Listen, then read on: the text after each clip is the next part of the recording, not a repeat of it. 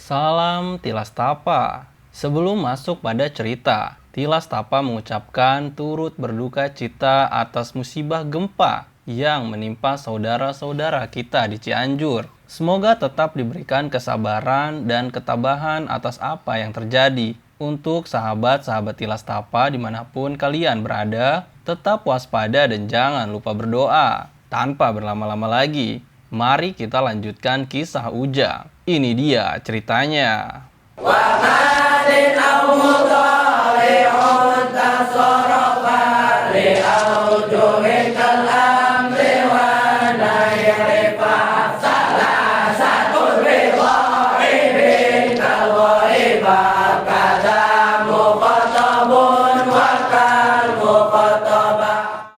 Pada minggu lalu diceritakan bahwa Jaka dan Tono sudah berhasil melewati proses demi proses latihan bersama Abah. Kini mereka sudah siap untuk diutus menuju Desa Kulon. Namun, sepertinya Abah masih menunggu waktu yang tepat untuk mengirim Jaka dan Tono sebagai bala bantuan. Pasalnya, tugas yang akan mereka emban adalah misi penyelamatan yang penuh resiko. Abah tak ingin gegabah membuat keputusan, karena jika Jaka dan Tono bernasib sama dengan apa yang Ujang alami, maka bisa dipastikan Abah akan kehilangan murid-murid kesayangannya itu. Karena sampai saat ini Abah masih terhalang oleh perisai misterius yang menyelimuti Ujang. Sementara itu, di paguyuban Megabodas, aktivitas para anggotanya masih seperti biasa. Pasca penyerangan yang digagalkan oleh Ujang, paguyuban itu cenderung lebih kondusif. Keputusan Datuk Wira meminta Ujang untuk berjaga di paguyuban memang tak sia-sia. Karena kehadiran Ujang tentu saja diperhitungkan oleh orang-orang misterius yang meneror paguyuban.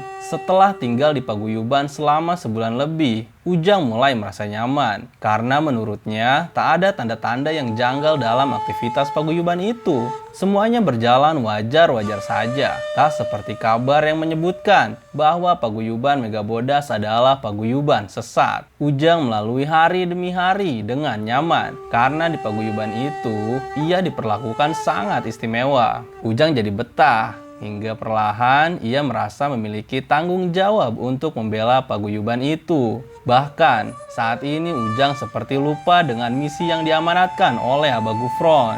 Suatu ketika saat Ujang tengah berjaga di gerbang ditemani Marno, Datuk meminta keduanya pergi membeli beras. Saat di perjalanan, Ujang tak sengaja melihat seseorang perempuan yang tak asing di mata Ujang. Aku seperti pernah melihat perempuan itu, tapi di mana ya? Dalam benak Ujang bertanya-tanya. Kemudian Marno menepak bahu Ujang. Ada apa, Jang? Kok kayak kebingungan? Tegur Marno. Tidak apa-apa, kata Ujang sambil mengingat-ingat siapa perempuan yang ia lihat. Setelah selesai bertransaksi dengan penjual beras, Ujang mempersilahkan Marno pulang lebih dulu. Kang Marno, ada yang harus saya beli. Kang Marno duluan saja pulang. Kalau gitu kita bareng aja, biar saya temani, kata Marno. Gak apa-apa Kang, beras ini kan harus segera dimasak, biar saya jalan sendiri saja, ucap Ujang lalu berpisah dengan Marno. Sekarang Ujang ingat siapa perempuan itu. Dia adalah sosok yang meneror Ujang di warung kopi saat di perjalanan menuju Desa Kulon. Ujang memiliki firasat bahwa dia adalah dalang di balik teror yang terus-menerus dialami Ujang sampai ke paguyuban. Ujang ingin membuat perhitungan, karena perempuan itu akan menjadi kunci jawaban dari pertikaian antara paguyuban dan masyarakat desa. Perempuan itu berjalan ke arah bukit. Wajahnya ditutupi selendang hitam khas pakaian gadis desa. Diam-diam Ujang mengikutinya dari belakang. Setelah berjalan lumayan lama, perempuan itu kemudian beristirahat di bawah pohon rindang. Ujang pun bersembunyi di balik semak-semak. Karena sorot matahari yang lumayan panas, wanita itu merasa dahaga dan minum dari air kendi di genggamannya. Setelah meneguk air minumnya, kemudian ia menghela nafas lalu berkata, "Keluarlah anak muda, percuma saja kau sembunyi di balik semak-semak." Ujang mengerutkan dahi. Bagaimana bisa ia mengetahui keberadaannya? Padahal selama berjalan, perempuan itu tak pernah menoleh ke belakang. Ujang pun akhirnya berdiri, keluar dari balik semak-semak lalu menghampiri perempuan itu. "Ada apa anak muda? Apa kau punya urusan denganku?" kata perempuan itu. "Sepertinya kita pernah bertemu di suatu tempat," sahut Ujang. rupanya ingatanmu masih waras ya. Aku tak ingin basa-basi. Jelaskan saja padaku kenapa kau terus-menerus menyerang paguyuban, tanya Ujang. Perempuan itu tak mau bercerita pada Ujang. Ia malah menertawakan Ujang dan memperingatkannya agar tidak melibatkan diri dalam konflik ini. Karena geram dengan sikap perempuan itu yang seolah tak menghiraukan pertanyaannya, Ujang pun mengancam akan menghabisi siapapun yang mengganggu paguyuban. Bukannya takut, perempuan itu justru tertawa dan bertepuk tangan atas keberanian Ujang yang bernada mengancam. Wow, berani sekali anak ingusan sepertimu mengancam pribumi, kata perempuan itu. Tak lama kemudian, 10 orang berpakaian serba hitam keluar dari balik semak-semak. Mereka semua mengenakan topeng hitam. Rupanya, perempuan itu memang sengaja memancing Ujang untuk masuk ke wilayahnya. Bagaimana anak muda? Masih ingin bermain-main dengan kami? Tanya si perempuan itu. Melihat 10 orang berpakaian serba hitam di hadapannya, Ujang malah merasa gerah. Ia sudah muak dengan teror-teror yang dialaminya. Sepertinya ini hari yang bagus untuk bermain-main, jawab Ujang tak gentar.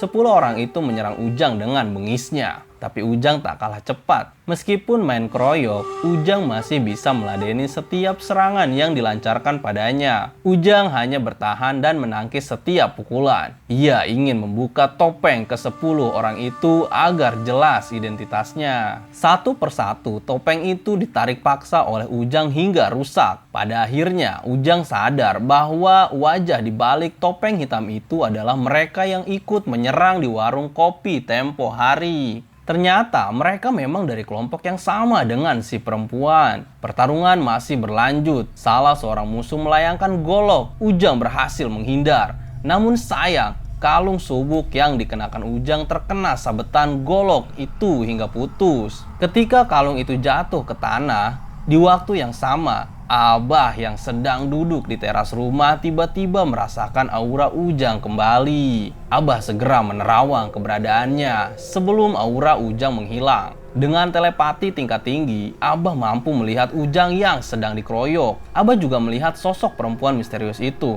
Namun, tak lama kemudian Ujang berhasil mengambil kalung subuk itu dan mengenakannya lagi. Seketika pandangan Abah gelap dari penerawangan itu. Abah menyadari bahwa sesuatu yang menghalangi batinnya adalah kalung subuk itu. Akan tetapi, dalam benaknya Abah bertanya-tanya, kenapa Ujang bisa dikeroyok oleh orang-orang itu? Kembali ke Ujang. Saat Ujang mulai kelelahan, si perempuan misterius itu bangkit dan menyerang Ujang. Ia berhasil melumpuhkan Ujang dan mengikatnya di bawah pohon jati. Kemudian Ujang diinterogasi. Anak muda, aku masih memberi kesempatan padamu untuk bernafas. Sekarang jawab pertanyaanku. Dari mana asalmu? Si perempuan tahu kalau Ujang bukanlah anggota asli paguyuban. Namun Ujang tak mau membuka identitasnya. Ketika Ujang akan dihabisi oleh perempuan itu, Marno datang membantu Ujang. Tak kalah hebatnya, Marno mampu mengimbangi perempuan itu dan 10 orang berpakaian hitam. Dengan cepat, ia lepas tali yang mengikat Ujang dan membawanya lari ke paguyuban. Seseorang ingin mengejarnya, tapi si perempuan menahannya. Jangan, biarkan mereka pergi.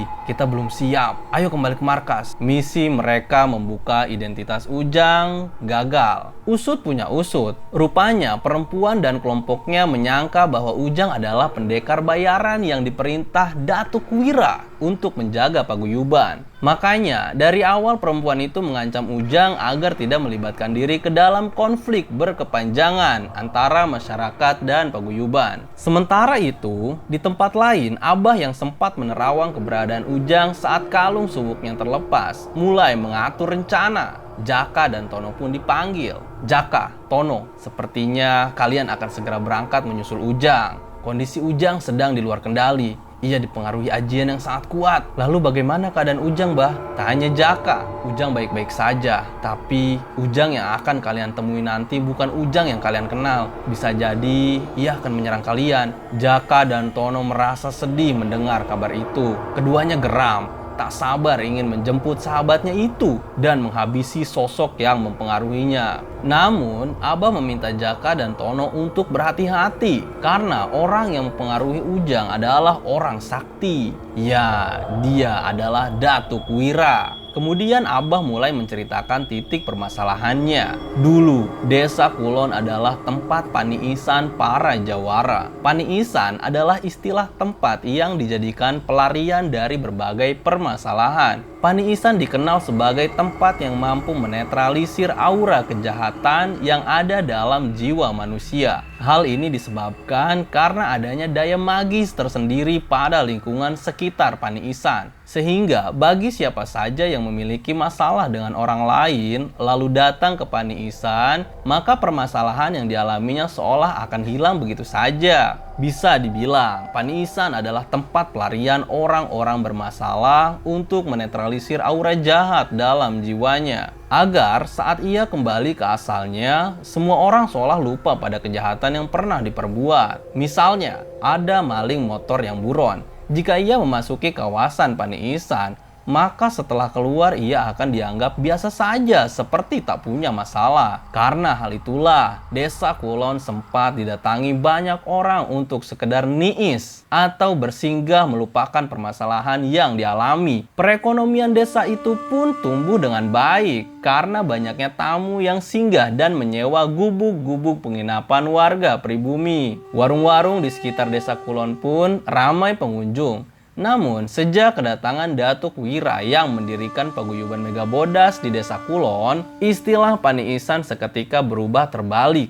Desa Kulon menjadi gersang. Hawa yang terpancar dari alamnya sudah tak sesejuk dulu. Tak ada lagi orang-orang yang mau singgah di Desa Kulon. Roda ekonomi pun tersendat. Hingga akhirnya warga menyadari ada yang tak beres di balik berdirinya paguyuban Megabodas. Kemudian masyarakat menggerebek paguyuban karena curiga ada praktek kesesatan di dalamnya. Namun tuduhan itu tak terbukti. Menurut pengakuan salah satu masyarakat Desa Kulon, ada salah seorang ibu yang menitipkan anaknya agar dididik di paguyuban. Namun, hingga saat ini anaknya menghilang tak ditemukan. Konon anaknya dijadikan tumbal. Namun tuduhan itu lagi-lagi tidak terbukti. Pihak paguyuban merasa tak senang dengan fitnah tersebut. Dan terjadilah konflik. Karena tak mampu menembus keamanan paguyuban yang keramat, beberapa pendekar dari daerah lain sepakat untuk membuat kelompok dan membantu masyarakat Desa Kulon untuk memecahkan permasalahan. Kelompok pendekar itu dipimpin oleh seorang perempuan yang bernama Gendis.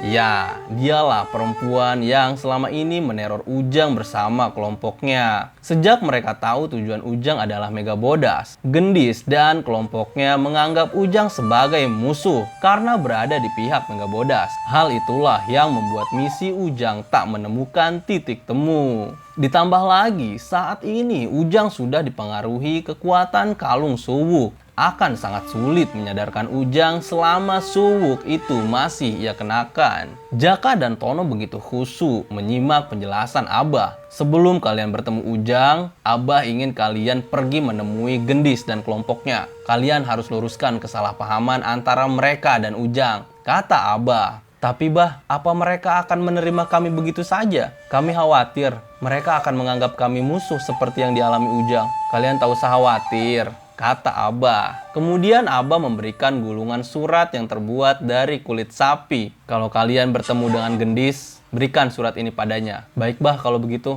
kami siap melaksanakan perintah, jawab Jaka dan Tono. Akhirnya waktu yang dinanti-nanti telah tiba. Misi penjemputan dimulai. Jaka bersiul memberikan kode pada Bonde. Jaka menatapnya sambil berkata, "Bonde, jangan menyusahkan di jalan atau kubuang kau di hutan." Mendengar ucapan Jaka, Bonde cuma bisa cengar-cengir. Chemistry keduanya makin cocok. Abah pun melepas kedua muridnya tersebut dengan doa-doa. Semoga mereka semua dapat kembali dalam keadaan selamat. Sekian dulu cerita kali ini. Kalau kalian suka dengan kisah Ujang dan semua kisah yang ada di Tilas Tapa, silahkan like, share, komen, dan subscribe. Terima kasih. Salam Tilas Tapa.